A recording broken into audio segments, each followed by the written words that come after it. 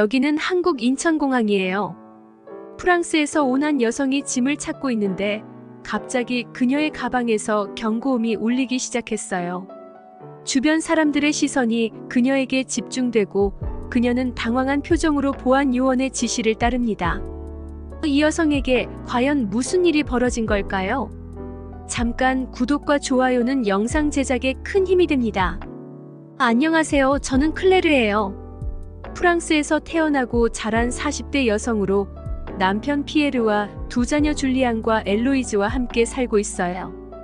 제가 여러분께 이 이야기를 들려드리는 이유는 한국이라는 나라에서 겪은 다양한 사건들과 그로 인해 제 삶이 어떻게 변화했는지를 나누고 싶어서예요.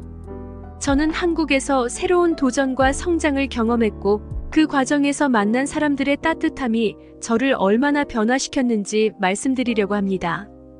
처음 한국에 오게 된 건 남편 피에르의 직장 때문이었어요. 피에르는 프랑스 대기업에서 중요한 업무를 맡고 있었고 어느 날 한국에서 장기 출장을 제안받았죠. 처음 그 제안을 들었을 때 저는 정말 당황스러웠어요. 프랑스에서의 안정된 삶을 포기하고 전혀 알지 못하는 나라로 떠난다는 건 생각만 해도 불안했거든요. 피에르는 이 기회가 우리 가족에게 큰 의미가 될 거라고 말했어요. 클레르, 이건 우리가 새로운 문화를 경험하고 아이들에게 넓은 세상을 보여줄 수 있는 좋은 기회야. 한국은 정말 멋진 나라라고 들었어. 우리 모두에게 긍정적인 변화가 될 거야. 그는 설득력 있게 말했죠. 그럼에도 불구하고 저는 쉽게 결정을 내릴 수 없었어요. 제가 프랑스에서 기자로 일하며 쌓아온 커리어는 저에게 매우 중요했기 때문이에요. 오랜 시간 노력해서 이룬 성과를 포기한다는 건 상상하기 어려웠어요. 또한 두 아이를 데리고 낯선 곳에서 새로운 삶을 시작하는 것도 매우 두렵게 느껴졌죠. 며칠 동안 깊은 고민에 빠졌고 매일 밤 잠을 이루지 못하며 여러 생각들이 제 머릿속을 스쳐갔습니다. 그러던 중 한 사건이 제 결심을 흔들어 놓았어요. 어느 날 제가 일하던 신문사에서 큰 실수를 저지른 거예요. 중요하게 다뤄야 할 기사를 놓친 건 물론이고 그로 인해 회사는 큰 손해를 입게 되었죠. 당시 저는 과도한 스트레스와 업무에 치여 제대로 집중하지 못하고 있었는데 그 실수가 결국 제 책임이 되었어요. 회사에서는 크게 문제 삼지 않았지만 저는 이 일이 저에게 큰 충격으로 다가왔어요. 제 자신에 대한 실망감과 무기력함이 저를 잠식해갔고 그때부터 모든 것이 혼란스러워지기 시작했어요. 그 사건 이후 저는 피에르가 제안했던 한국으로의 이주에 대해 다시 생각해보기 시작했어요. 프랑스에서의 안정된 삶이 저에게 중요한 것이었지만 동시에 그 안정감이 저를 지치게 만들고 있는지도 모른다는 생각이 들었죠. 새로운 환경에서 새로운 도전을 한다면 지금의 이 무기력함에서 벗어날 수 있지 않을까 하는 생각이 머릿속을 떠나지 않았어요. 피에르와 여러 번 이야기를 나눈 끝에 저는 결심을 내리게 되었어요. 한국으로 떠나기로 한 거예요. 피에르와 함께 새로운 시작을 해보자는 마음이 생겼어요. 그것이 우리 가족에게도 저 자신에게도 긍정적인 변화가 될 거라고 믿었어요. 그렇게 저는 피에르의 제안을 받아들이기로 했습니다. 피에르는 한국에 도착한 후 곧바로 새로운 집을 구하고 정착을 시작했어요. 그는 매일 저에게 전화를 걸어 한국에서의 생활과 새로운 집에 대해 이야기했죠. 그의 말에 따르면 한국은 정말로 깨끗하고 안전하며 사람들이 매우 친절하다고 했어요.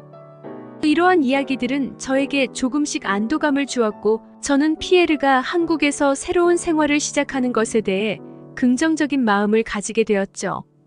며칠 후 저는 두 아이와 함께 한국으로 향하는 비행기에 올랐어요. 긴 비행 끝에 인천공항에 도착했을 때 우리를 맞이한 것은 생소한 언어와 낯선 환경이었어요. 그런데 예상치 못한 작은 사건이 일어났습니다. 공항에서 짐을 찾고 있었는데 갑자기 제 가방에서 경고음이 울리기 시작한 거예요. 순간 모든 시선이 저를 향했고 저는 그저 당황할 수밖에 없었어요. 보안 요원이 다가와 가방을 열어달라고 했을 때 심장이 쿵쾅거렸습니다. 알고 보니 문제는 줄리앙을 위해 프랑스에서 가져온 작은 장난감 드론이었어요. 이 드론이 공항의 보안 시스템에 걸려 경고음이 울렸던 거죠.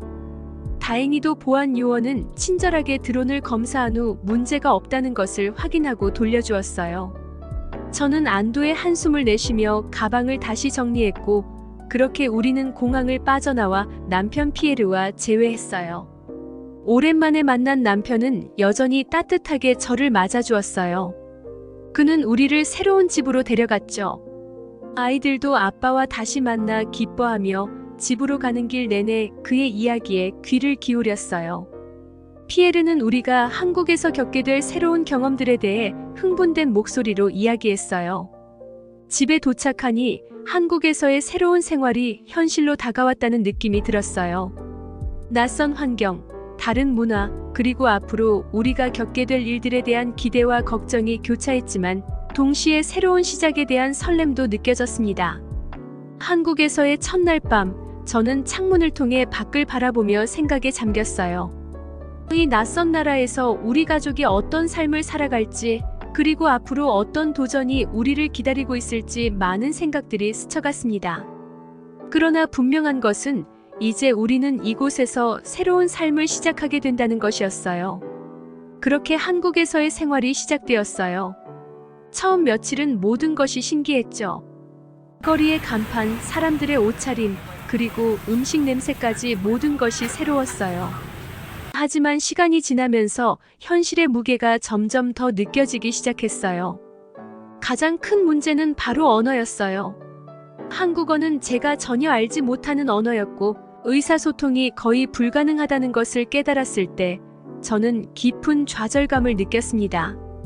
그 중에서도 첫 번째 시련은 전통시장을 방문했을 때 겪었어요. 어느 날 저는 한국의 전통시장을 방문하게 되었죠. 한국의 전통시장은 처음부터 제게 신선한 충격으로 다가왔어요. 프랑스에서 자주 가던 마켓과는 너무도 다른 분위기였죠.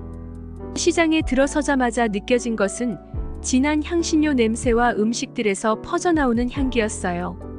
시장은 활기 넘치는 사람들로 붐볐고 상인들의 힘찬 목소리가 여기저기서 들려왔어요.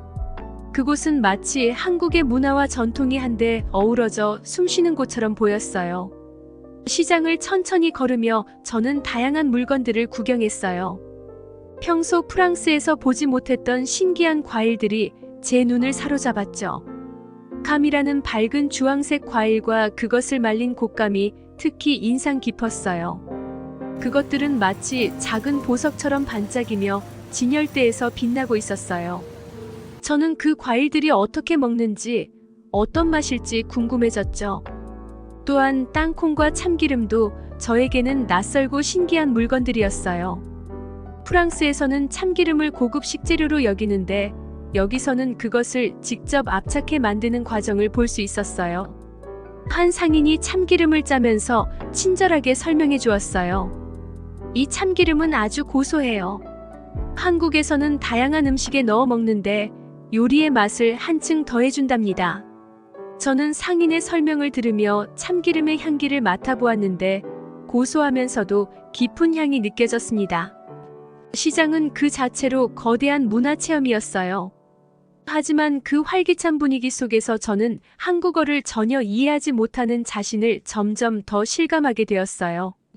물건을 사려면 당연히 가격을 알아야 했지만 저는 어떻게 물어봐야 할지 몰라서 그저 눈치를 보며 서성이기만 했어요. 결국 저는 용기를 내어 한 상인에게 다가갔습니다. 곶감과 참기름을 사고 싶었거든요. 저는 물건을 가리키며 서툰 한국어로 얼마예요? 라고 물어봤습니다. 상인은 제 말을 알아듣긴 했지만 그가 답한 한국어를 저는 전혀 이해할 수 없었어요. 상인은 다시 한번 설명하려 했지만 저의 당황한 표정을 보더니 깊은 한숨을 쉬며 손으로 숫자를 표시했어요. 그 순간 저는 과거의 기억이 떠올랐어요. 어렸을 때 중국의 베이징을 여행했을 때 그곳의 유명한 시장인 왕푸징에서 비슷한 경험을 한 적이 있었어요. 그때도 저는 그 나라의 언어를 전혀 몰랐고 시장에서 물건을 사려다 비슷한 상황에 처한 적이 있었죠. 중국의 시장에서 저는 가격을 흥정하려 했지만 언어 장벽 때문에 오히려 상인에게 속임을 당하고 비싸게 물건을 샀던 기억이 생생하게 떠올랐어요. 그때의 경험이 저에게 얼마나 무력감을 느끼게 했는지 아직도 잊을 수 없어요. 그리고 지금 한국에서도 같은 상황이 벌어지고 있는 거예요. 저는 그때의 무력함과 당혹스러움이 다시금 밀려오는 것을 느꼈습니다. 상인은 저를 보며 조금 짜증스러운 표정을 짓고 있었고 결국 저는 그가 제시한 가격의 물건을 사기로 했어요. 그런데 이번에는 전혀 다른 일이 벌어졌습니다. 제가 긴장한 나머지 지폐를 여러 장건에 건네자 상인은 그것을 보고 살짝 미소 지으며 자신이 받을 만큼만 돈을 가져가고 나머지는 다시 저에게 돌려주었어요. 저는 그 순간 마음이 따뜻해지는 것을 느꼈어요. 상인의 배려와 정직함이 저를 감동시켰습니다. 집으로 돌아오는 길, 저는 그 경험을 생각하며 기분이 좋았어요. 시장에서의 경험이 다행히도 긍정적으로 마무리되었기 때문이에요. 집에 돌아와 피에르에게 그날의 일을 이야기하며 웃음을 지었어요. 피에르, 오늘 정말 특별한 경험을 했어. 한국 시장에서 물건을 사려고 했는데 상인이 내가 돈을 많이 준 걸 보고 필요한 만큼만 가져가더라. 정말 마음이 따뜻해졌어. 중국에서 겪었던 일과는 정말 달랐어. 한국 사람들은 참 정직하고 친절한 것 같아. 피에르는 저를 따뜻하게 안아주며 함께 웃었어요. 클레르, 정말 다행이야. 한국에서 좋은 경험을 하고 있네. 우리 조금씩 더 적응해보자. 언어도 배우고 천천히 이 문화를 이해하면 분명 더 즐겁게 지낼 수 있을 거야. 그의 말에 힘을 얻어 저는 한국어 수업을 듣기 시작했어요. 그러나 언어를 배우는 것은 생각보다 훨씬 더 어려웠어요. 새로운 단어와 문법은 마치 끝이 없는 미로 같았고 그 안에서 길을 잃은 듯한 기분이 들었어요. 매일 밤이면 공부를 했지만 머릿속은 점점 더 복잡해지기만 했습니다. 이 모든 과정이 너무나도 어렵게 느껴졌지만 포기할 수는 없었어요. 저는 두 아이를 위해서라도 이곳에 적응해야 했습니다. 줄리안과 엘로이즈는 한국 학교에 다니기 시작했고 그들은 저보다 훨씬 빨리 한국 생활에 익숙해졌어요. 아이들이 학교에서 즐겁게 지내는 모습을 보며 저는 그나마 위안을 얻었습니다. 그리고 다시 한번 용기를 내기로 결심했죠. 한국에서 만난 사람들 중에서도 저에게 큰 도움을 준 분들이 있었어요. 특히 아이들 학교에서 만난 한국인 엄마들은 제게 큰 힘이 되었어요. 처음에는 그들과 대화하는 것이 무척 어려웠지만 시간이 지날수록 그들이 저를 배려하고 이해하려는 노력이 느껴졌어요. 어느 날 그분들 중 한 분이 저에게 이렇게 말했어요. 클레르 씨, 처음에는 힘들겠지만 조금씩 나아질 거예요. 저희도 도와드릴 테니 언제든지 어려운 일이 있으면 말씀하세요. 그 말에 저는 큰 감동을 받았어요. 이국 땅에서의 외로움이 조금은 사라지는 느낌이었죠. 그 이후로 저는 그들과 자주 만남을 가지며 한국어를 연습했고 그들과의 대화는 점점 자연스러워졌어요. 시장에서의 그 따뜻한 경험이 저를 더 강하게 만들어준 계기가 되었음을 깨닫게 되었어요. 그때 윤정이라는 한국인 엄마를 만났어요. 윤정은 음악 관련 사업을 운영하는 워킹맘이었고 그녀와 저는 빠르게 친해졌어요. 윤정은 저에게 한국 생활에 대한 조언을 아낌없이 해주었고 제가 어려움을 겪을 때마다 손을 내밀어 주었어요. 그녀와의 우정은 저에게 큰 힘이 되었죠. 한 번은 딸 엘로이즈가 학교에 적응하는 과정에서 큰 어려움이 발생했어요. 엘로이즈는 한국어를 전혀 할 줄 몰랐고 학교에서 친구들과 잘 어울리지 못하는 것 같아 보였어요. 어느 날 엘로이즈가 집에 와서 눈물을 흘리며 말했어요. 엄마, 나 학교에서 친구들이랑 잘 못 어울려. 선생님이 말씀하시는 것도 잘 못 알아듣겠어. 저는 그 말을 듣고 너무 가슴이 아팠어요. 이국 땅에서 아이가 겪는 어려움이 저에게 너무나도 크게 다가왔죠. 저는 엘로이즈가 한국에서 행복하게 지내기를 바랐지만 현실은 그렇지 않았어요. 어떻게 해야 할지 막막했어요. 다음 날 저는 윤정에게 이 문제를 털어놨어요. 그녀는 제 이야기를 듣고 엘로이즈를 도울 수 있는 방법을 제안해 주었어요. 클레르 엘로이즈가 학교에서 적응하는데 도움이 될 만한 것을 함께 찾아보자. 내가 아는 학원에서 한국어 수업을 하는데 그곳에 보내는 건 어떨까? 윤정의 제안 덕분에 저는 엘로이즈를 한국어 학원에 보내기로 결정했어요.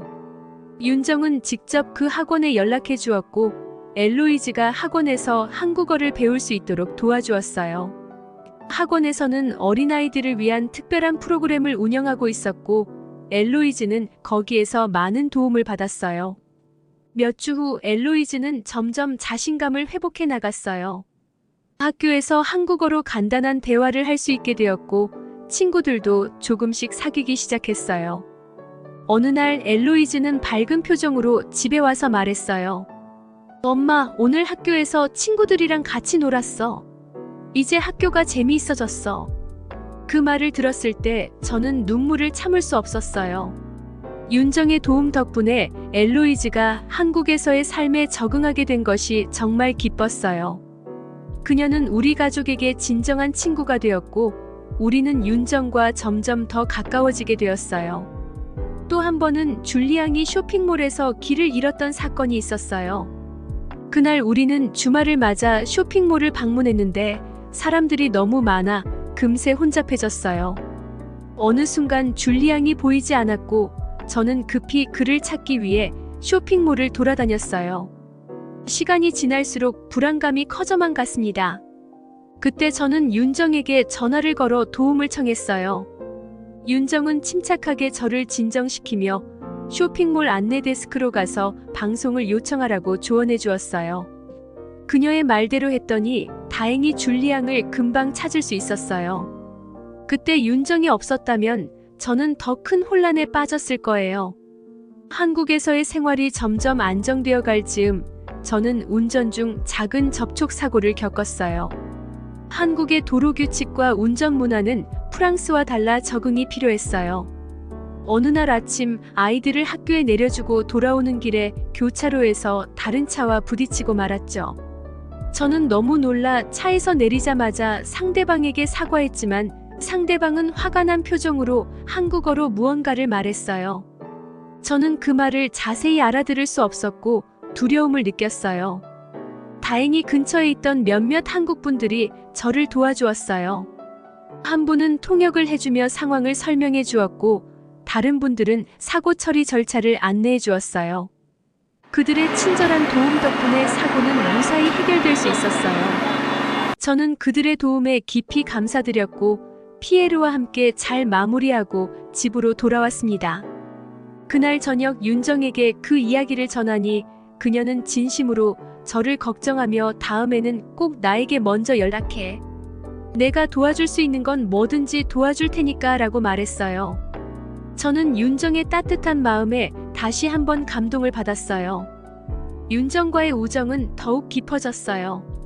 윤정은 저에게 한국의 전통과 문화를 더 많이 알려주었고 저는 그녀 덕분에 한국에서의 삶이 점점 더 즐거워졌습니다. 윤정은 저에게 추석이라는 한국의 전통 명절에 대해 설명해 주었고 우리 가족을 그녀의 집으로 초대해 주었어요. 추석 당일 윤정의 집에 도착하니 그녀의 가족들이 따뜻하게 맞아주었어요. 우리는 함께 송편이라는 전통 떡을 만들었고 다양한 전통 음식을 맛볼 수 있었습니다. 그날의 경험은 잊을 수 없을 만큼 특별했어요. 그들은 저를 가족처럼 대했고 그 따뜻한 환대는 한국에서의 삶을 더욱 의미 있게 만들어 주었어요. 한국에서의 첫 해가 지나고 저는 그동안의 경험을 돌아보며 많은 생각을 했어요. 처음에는 모든 것이 두렵고 낯설게 느껴졌지만 이제는 이곳에서의 삶을 진심으로 즐기고 있어요. 물론 여전히 어려운 순간들이 있지만 그때마다 주변 사람들의 따뜻한 도움 덕분에 잘 이겨낼 수 있었어요. 윤정과 같은 친구를 만난 것은 저에게 큰 축복이었고 그녀 덕분에 저는 한국에서의 삶을 더욱 깊이 이해하고 받아들일 수 있게 되었어요. 한국은 저에게 많은 것을 가르쳐 주었어요. 낯선 환경에서의 적응, 언어의 장벽을 넘는 방법, 그리고 무엇보다도 사람들의 따뜻한 마음을 느끼는 법을 배웠어요. 이제는 한국에서의 삶이 우리 가족에게 정말 중요한 부분이 되었어요. 클레르의 이야기 어떠셨나요? 지금까지 클레르의 사연 이야기였습니다. 영상이 마음에 드셨다면 구독과 좋아요 부탁드려요. 이상 해외 감동 사연을 전하는 감동 팔레트였습니다. 감사합니다.